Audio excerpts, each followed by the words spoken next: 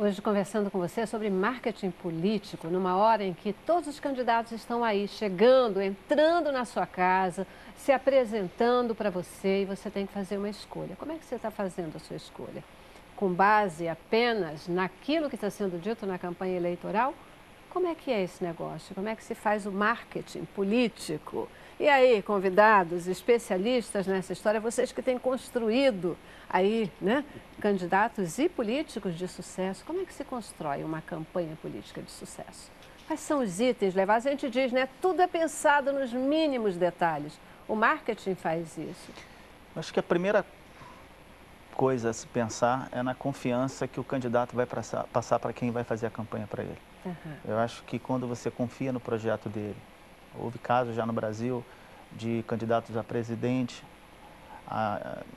apresentar uma proposta para a pessoa que vai trabalhar para ele e ser rejeitado pela própria agência, pela própria profissional, porque não compravam aquele projeto. Então, quando a gente chega e compra aquela ideia, entende que aquilo ali é uma coisa que vai trazer benefícios para o país, para o estado, para o município, eu acho que já é uma boa entrada para se construir uma boa campanha. A agência já tem que confiar. Se ela confia, ela consegue também trabalhar essa confiança e vai passar isso para o público. O que é importante a gente atentar é que o núcleo gerador é o candidato, sempre. E não é o marketing. O marketing é só uma ferramenta que ele vai utilizar. Como outras ferramentas, ele vai ter que utilizar também, vai ter que utilizar a economia para fazer os planos econômicos, ele vai... E uma das coisas que ele vai lançar a mão é o marketing na hora de publicizar a proposta dele. Então, o ponto central é o candidato. O candidato, então, ele é o gerador de um núcleo de ideias, de conceitos, de valores, ideologias.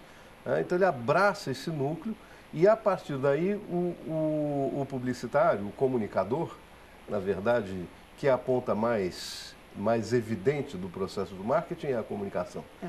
Não que seja só isso, tem toda a questão da logística, tem toda a questão do próprio merchandising mesmo, no sentido de você produzir esse candidato, né, apresentá-lo da melhor maneira possível para aquele quadro específico eleitoral. Toda a parte de pesquisa, há um investimento fabuloso de pesquisa sendo feito em todas as eleições, e esse investimento ele é momentâneo e só vale para aquele momento. A pesquisa é uma fotografia. Meses depois, aquela pesquisa já pouco vale. Né?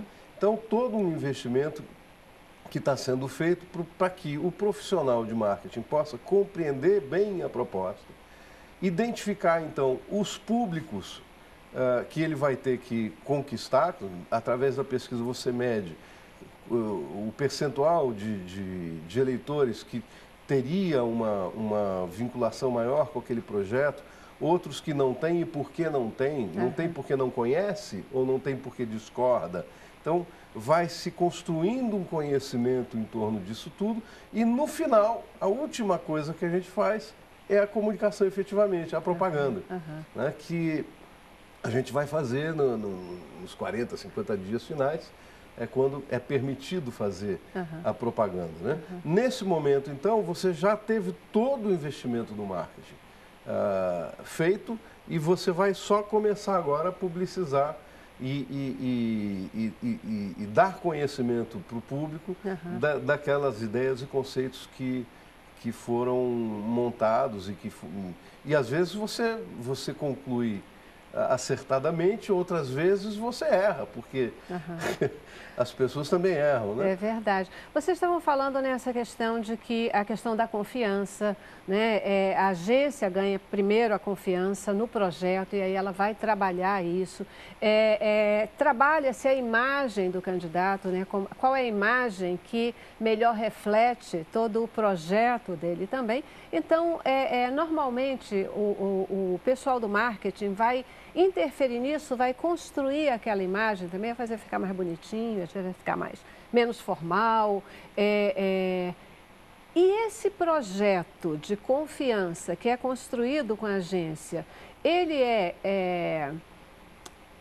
qual o nível de compromisso que tem com o projeto real de trabalho do candidato. Ou, entende a pergunta? Quer dizer, isso é uma coisa construída para alcançar o público, é para o público ou é para aquilo que realmente o candidato se compromete a fazer, a plataforma política dele? Eu sei que é uma pergunta complicada, mas... Não, é simples. É simples. O grau de comprometimento, de novo, cai no candidato. Né? A culpa é sempre do candidato. Né? A culpa não é do marketing. As pessoas dizem, o marqueteiro é ótimo, o marqueteiro é estrela e tal.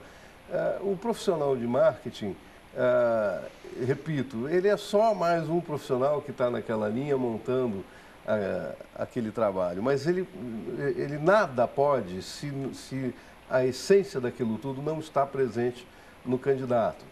Em publicidade, propaganda, a gente diz que a melhor forma de destruir um mau produto é fazendo propaganda dele, porque aí mais pessoas saberão que esse produto é ruim, com muito mais velocidade e acaba aquele projeto. Por isso que dizem, falem mal, mas falem de mim, né? Então, tem gente que fala isso. Né? Então você vai montar, o profissional tem que ter o talento de traduzir o projeto do candidato. Agora... Se aquilo é verdade, se ele pretende realizar... Não, se ele realmente pretende realizar aquilo ou não, já não é papel do marketing entrar nesse mérito. Ele não teria muito instrumento para poder interferir nisso, né, a começo de conversa. Mas eu não vejo nem por esse ângulo, não. Eu vejo o seguinte, o candidato, o político, ele tem uma proposta que ele precisa colocar essa proposta no mercado, que no caso é um país, e no caso do Brasil, um país continental, com mais de 200 milhões de habitantes, com regiões absolutamente diferentes uma das outras, com realidades... Não existe um Brasil, na verdade nós temos muitos Brasis. Na verdade, essa simplificação, essa singularização, ela é um artifício de simplificação. Nós não temos um país, nós temos muitos países que formam um país. Com certeza. Não é? Então, esse projeto desse candidato, que está na intenção dele de oferecer esse projeto, muitas vezes, muitos dos pontos desse projeto ele vai conseguir realizar, outros pontos ele não vai conseguir realizar.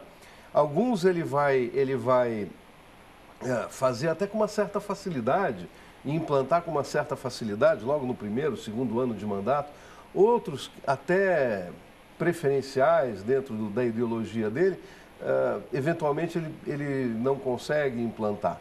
Então, a proposta que se leva é a intenção do que se quer efetivamente fazer. Isso não quer dizer que vá ser possível cumprir aquilo tudo. O que não vale mais, o que o eleitor não aceita mais, é você levar aquela proposta que de antemão você já sabe que não vai cumprir. Essa não tem mais credibilidade. Isso já houve um tempo em que ainda se conseguia fazer isso, mas eu repito, o público hoje, o eleitor hoje, ele está muito bem informado, ele recebe a informação com uma rapidez espetacular, ele tem a televisão, ele tem a internet, ele tem todos esses mecanismos de comunicação. Quer dizer, imaginar que o eleitor é um bobinho, é uma vítima nesse sistema, né? E como também criar uma situação em que o marketing é uma ferramenta para vitimizar o cidadão, para enganar o cidadão. Eu não acredito mais nessa linha. Eu acho que o marketing não tem esse poder efetivamente, né? de essa força efetivamente de enganar, de trabalhar na enganação. Isso é uma caricatura que não cabe mais nos dias de hoje. A gente tem visto campanhas políticas aí, uma com altíssima qualidade, né? A qualidade não só da filmagem, do conteúdo, essa coisa toda, outras que são até muito descontraídas, despojadas, e a gente fica pensando, puxa, mas por que tamanha diferença? Isso é proposital? Isso tem uma razão específica de ser, essa diferença entre uma forma e outra é também algo dentro da linha do marketing político, direcionado, trabalhado de acordo com essa estratégia de campanha? Acho que tem alguns candidatos que utilizam até de deboche em algumas apresentações, outros são mais sérios, outros têm mais recursos e podem fazer uma imagem melhor, extrair uma imagem melhor do candidato. Isso vai muito pela linha de cada um que quer atingir. Por exemplo, tem um candidato de São Paulo que utilizou de forma debochada e foi um dos mais votados, entendeu? Foi bem sucedido naquilo que ele se propôs. E como a gente estava falando, eu acho que tem alguns candidatos, como o público, como o eleitor também não é tão bobinho, né, professor? Eu acho que tem alguns candidatos que passam décadas sendo eleito, reeleito, e isso também, eu acho que por mais que a Câmara ou qualquer órgão precisa de renovação, que eu acho que se faz necessário, mas também há de se convir que uma pessoa que fica há tanto tempo sendo reeleito, ela tem os seus méritos também, entendeu? Eu acho que ela tem essa confiança que é passada e repassada por cada eleição. Então, eu vejo muito por esse lado, que a gente precisa também de uma renovação de pessoas novas, mas eu acho que tem que se considerar também o histórico de alguns políticos, porque isso se faz necessário numa crise que nós tivemos aqui no Rio sobre os royalties. Se nós não tivéssemos uma bancada talvez forte, uma bancada operante, a gente poderia ter sofrido esse baque, que até agora não foi concretizado, né? A gente teve essa resposta favorável. Verdade. Vocês já estavam falando aí na questão das políticas, das pesquisas, né? A gente vê muito, até com essa consciência de que a pesquisa retrata aquele momento, mas muitas vezes a gente vê, né, uma pesquisa que sai aqui no Rio de Janeiro, acabou de sair uma nova pesquisa que ela mostra uma mudança fortíssima na posição dos candidatos ao governo do Estado, por exemplo. A pesquisa, ela influencia o eleitor, ela já vai provocando mudanças de posição, quer dizer, quanto mais a pesquisa chega nesse tempo, né, vai se aproximando o momento, o dia da votação, as pesquisas elas pressionam, elas direcionam o eleitor. Os índices que nós levantamos e estudamos já há várias décadas de influência do resultado da pesquisa no voto do eleitor são baixíssimos, são, eu diria que desprezíveis. Não é que não influencia, tá bom, pode bater lá 0,5%, 1%, 2%, mas não são significativos nesse aspecto. Isso tudo é um pouco do que a gente estava comentando anteriormente, né, da qualidade da eleição que você tem entre um candidato. Por que um candidato se apresenta tão melhor do que o outro, né? Ele se apresenta tão melhor do que o outro porque ele se preparou melhor do que o outro, porque ele teve a condição de se preparar melhor do que o outro, né? Então, se o candidato tem mais pesquisa, em tese, ele tem muito mais informação qualificada. Se ele tem mais informação qualificada, em tese, o projeto estratégico dele deverá ser melhor do que o outro que não tem essa informação. Se ele conta com um projeto estratégico bem estruturado, em tese, ele tem uma condição de captação e de acolhimento de aliados e conquista de aliados para construir, inclusive, a verba de campanha dele.